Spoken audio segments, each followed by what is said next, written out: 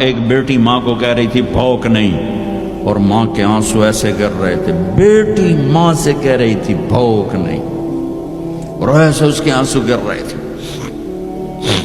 میرے نبی سے پوچھا گیا یا رسول اللہ قیامت کب آئے گی؟ آپ نے کہا اللہ کو پتہ. کہا کوئی نشانی بتا دیں.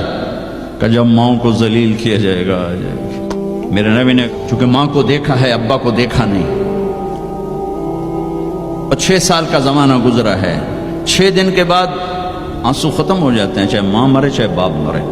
ہفتے بعد کبھی کبھی رونا آتا ہے، 2 ہفتے بعد رونا بھی چاہو تو رونا ختم ہو جاتا ہے. 6 برس کی عمر میں ابوا کے جنگل کالے پہاڑوں میں میرے نبی کی ماں کو اللہ نے اٹھایا، اور 57 سال کے بعد میرے نبی حج کے لیے نکلے مدینہ سے. 12,000 کا قافلہ چلتے چلتے چلتے ابوا میں کچھ 70,000 ہو چکا ہے، اور آپ اپنی اونٹنی پہ سفر پر ہیں، راستے پر ہیں. آگے ابوا کا چھوٹا سا گاؤں ہے جہاں سارے قافلے نے ٹھہرنا ہے. آپ نے اپنی اونٹنی کو یوں موڑ دیا پہاڑوں میں. قریب کے لوگوں کو پتہ ہے کہاں جا رہے ہیں، باقی تو سب نیا مجمع ہے. وہ کہہ رہے ہیں کہاں جا رہے ہیں کہاں جا رہے ہیں. آپ اپنی اونٹنی کو اندر چلتے چلتے چلتے چلتے چلتے چلتے ایک جگہ اونٹنی کو بٹھایا. ایک پہاڑ ہے 70-80 فٹ اونچا، اس پہاڑ پر چڑھے. وہاں ایسے ہی چوکور سا میدان ہے، باقی سارے پہاڑ یوں ہیں. سن 2000 میں بھی اماں آمنہ کی قبر کی زیارت پہ گیا تھا. جو میں وہاں میں تمہیں کیا بتاؤں،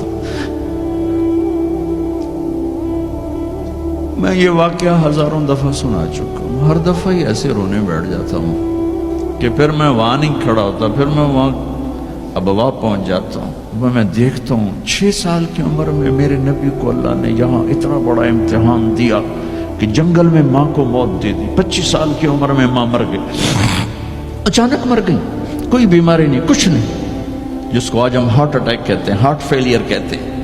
اتنا آخری جملہ کہا کل حی میت و کل جدید بال وقد ولدت طہرا. بولا نہیں جا رہا تھا تو بجھتے بجھتے بھڑکتی شمع نے کہا بیٹا ہر زندہ نے مرنا ہے، ہر جوانی نے ڈھلنا ہے. لگتا ہے تیری ماں کا آخر آ چکا ہے، لیکن میں نے ایک بچہ جانا ہے جو سارے عالم کو پاک کر دے گا. اور شمع خاموش ہوگی. کس طرح انہیں دفن کیا، میں وہاں کھڑا یہی سوچتا رہا کہ یہاں قبر بنائی کیسے ہوگی.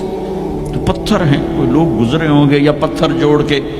جب ایمن نوکرانی ساتھ ہیں، وہ ان کو لے کر نیچے اتری، اونٹنی کے قریب پہنچی تو آپ نے ہاتھ چھڑایا اور پھر بھاگے، پہاڑی پہ چڑھ گئے.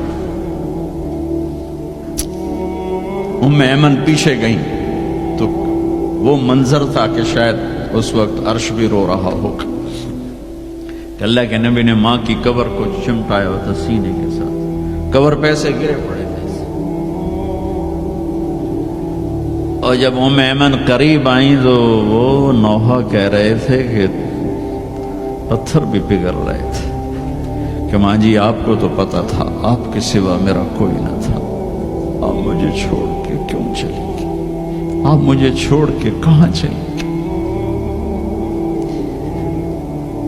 ایمن نے اٹھانا چاہا، انکار کر دے گا، میں نہیں جاتا، میں نہیں ماں کو چھوڑ کے جاتا. کھینچ کے لے گئی، گھسٹتا ہوا بچہ پہاڑ سے اتارا.